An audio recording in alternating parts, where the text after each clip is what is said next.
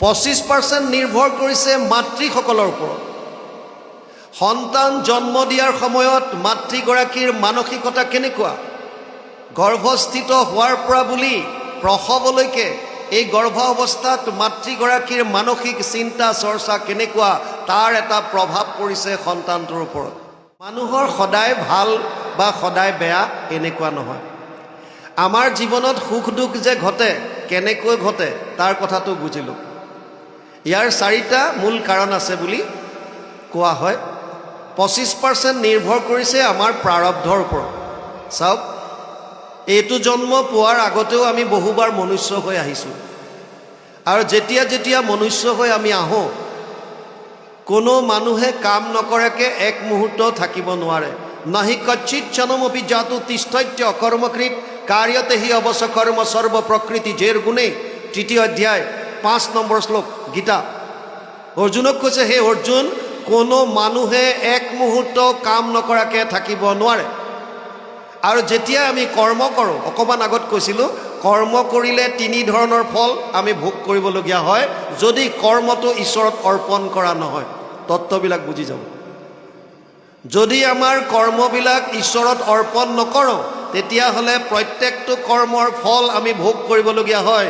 অনিষ্টম ইষ্টম মিশ্ৰম ত্ৰিবিধা কৰ্মনা ফলম ভৱতি অত্যাগিনাম প্ৰত্য। যিসকলে ত্যাগ কৰা নাই, যিসকলে কৰ্মফল ঈশ্বৰৰ চৰণত কৰ্মটো অৰ্পণ কৰা নাই, তেওঁলোকে ভোগ কৰিব লাগে কি 3টা? ভাল বেয়া মিশ্ৰিত, পুণ্য পাপ, পাপ পুণ্যৰ মিশ্ৰণ। আৰু আমি যিমান কৰ্ম কৰিছোঁ ইয়াৰ আগতেও, এই কৰ্মবিলাক প্ৰত্যেকটো জীৱৰ বিপৰীতে এখন একাউণ্টত চব জমা হৈ আছে।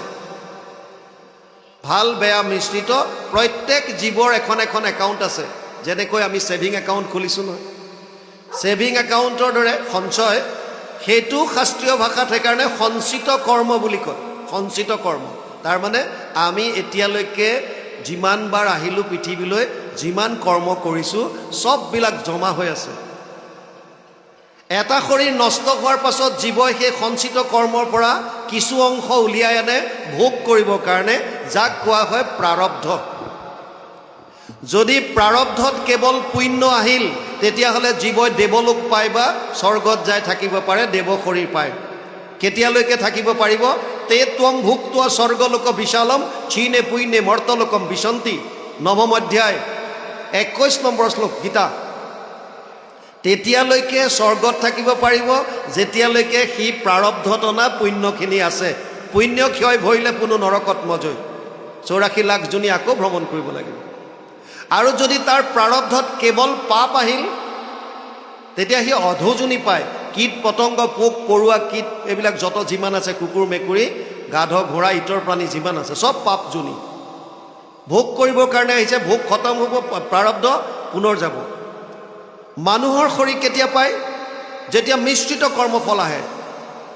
মিশ্ৰিত কৰ্ম মানে পাপ পুণ্যৰ মিশ্ৰণ, ভাল বেয়াৰ মিশ্ৰণ। সেইকাৰণে প্ৰত্যেক মানুহৰ জীৱনত সুখ আৰু দুখ 2টা বস্তু থাকে। কিয়? কাৰণ আমি মিশ্ৰিত কৰ্মফল ভোগ কৰিবলৈ আহিছোঁ। ভালখিনিৰ কাৰণে সুখ অনুভৱ কৰিম, বেয়াখিনিৰ কাৰণে দুখ পাম। ইয়াত কোনো ধৰণৰ চেঞ্জ হ'ব নোৱাৰে, প্ৰাৰব্ধ সলনি কৰিব নোৱাৰে। আনকি প্ৰহ্লাদে নৰসিংহ ভগৱানক দৰ্শন পোৱাৰ পাছতো ভগৱান নৰসিংহই প্ৰহ্লাদক কৈছে, কীৰ্তনে পলাইব পাপ ছয়, ভোগ ভুঞ্জি পুণ্য কৰ ক্ষয়। তোৰ যিখিনি পুণ্য আছে সেইখিনি তই ইয়াতে ভোগ কৰি যাব লাগিব, প্ৰাৰব্ধ থকালৈকে একো হ'ব নোৱাৰে। এইটো হৈছে 25%। সুখ দুখৰ কথা কৈছোঁ, ভাল বেয়া কেনেকৈ ভোগ কৰোঁ। 25% নিৰ্ভৰ কৰিছে মাতৃসকলৰ ওপৰত।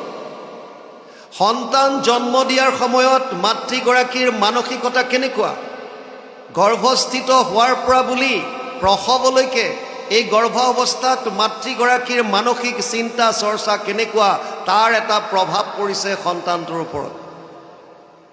কি চিন্তা চৰ্চাত সংসাৰ বৃদ্ধি কৰিবৰ কাৰণে আগবাঢ়িছে, গৰ্ভত থাকোঁতে তেওঁৰ 5টা জ্ঞানেন্দ্ৰিয়ৰ দ্বাৰা কেনেকুৱা জ্ঞান আহৰণ কৰিছে। যদি কেৱল টিভিত শাহু বোৱাৰী কাজিয়া চাই আছে, যদি গিৰিয়েক ঘৈণীয়েকৰ সন্দেহা সন্দেহী চাই আছে, যদি কেৱল মাৰপিট চাই আছে, যদি নিগেটিভ কথা চিন্তা কৰি আছে, তাৰ প্ৰভাৱ সন্তানটোৰ ওপৰত পৰিব।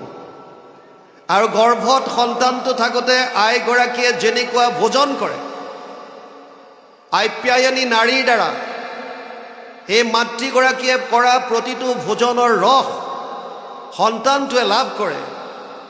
5 মাহলৈকে সন্তানৰ চৰ্ম নহয়, 3য় স্কন্ধত পাব আপোনালোকে সৃষ্টি বৰ্ণনাত। মাকে খোৱা প্ৰতিটো ৰস এই শিশুটোৰ শৰীৰত যেতিয়া পৰে, জ্বলা টেঙা যিবিলাক আপোনালোকে খায়, চিঞৰি উঠে, বহু অপি ময়া দৃষ্টা যোনিদাৰম পৃথক পৃথক গৰ্ভবাস মহাদুঃখ ত্ৰাহিমাম মধুসূদন। মধুসূদন এইটো এটা মধু দৈত্য, যাক মাৰিছিল ভগৱান কৃষ্ণই। মধু দৈত্যক নিহত কৰাৰ কাৰণে ভগৱান কৃষ্ণৰে নাম মধুসূদন। মধুসূদনৰ ওচৰত শৰণ লয় গৰ্ভতে প্ৰত্যেকটো সন্তানে। হে প্ৰভু, তোমাৰ চৰণত শৰণ ল'লোঁ, মই এনেকুৱা যোনি বহুত ঘূৰিছোঁ, এই যিটো ইউটেৰাছ, যিটো গৰ্ভাশয়, তাত বিষ্ঠা মূত্ৰৰে লেপিত হৈ 10 মাহ 10 দিন সন্তানটো যেতিয়া পৰি থাকিব লাগে, নৰকৰ ভোগ আৰু বেলেগে নালাগে। সেয়াই কম কষ্ট পায় নেকি? তেতিয়াই শৰণ লয়। আৰু সেই সময়ত আমাৰ যি 5টা জ্ঞানেন্দ্ৰিয় আছে, শ্ৰোত্ৰ, নেত্ৰ, জিহ্বা, ঘ্ৰাণ আৰু চৰ্ম, কি শুনিছে, কি চাইছে, কি সোৱাদ লৈছে, কি স্পৰ্শ কৰিছে, কি শুঙি চাইছে, প্ৰত্যেকটো জ্ঞান যিখিনি আহৰণ কৰে শিশুটোৱে গৰ্ভত থাকোঁতে পায়। তাৰ উদাহৰণ প্ৰহ্লাদ। মাকৰ গৰ্ভত থাকোঁতে নাৰদে ভাগৱতৰ ধৰ্ম কৈছিল, কয়াদুক প্ৰহ্লাদে পাইছিল। তাৰ উদাহৰণ অভিমন্যু। অৰ্জুনে পত্নী সুভদ্ৰাক চক্ৰবেহুত কেনেকৈ সোমাব লাগে কৈছিল, আৰু ওলাই অহা কথাখিনি কওঁতে টোপনি গ'ল। মাকৰ টোপনি যোৱাৰ লগে লগে শিশু অচেতন হ'ল, গতিকে শুনিব নোৱাৰিলে। ওলাই আহে চক্ৰবেহুৰ পৰা, কেনেকৈ গম নাপালে। তাৰ মানে সনাতন ধৰ্মই স্পষ্টভাৱে কৈছে, মাতৃৰ গৰ্ভত সন্তান থাকোঁতে মাকৰ পৰা তেওঁ জ্ঞান আহৰণ কৰিব পাৰে।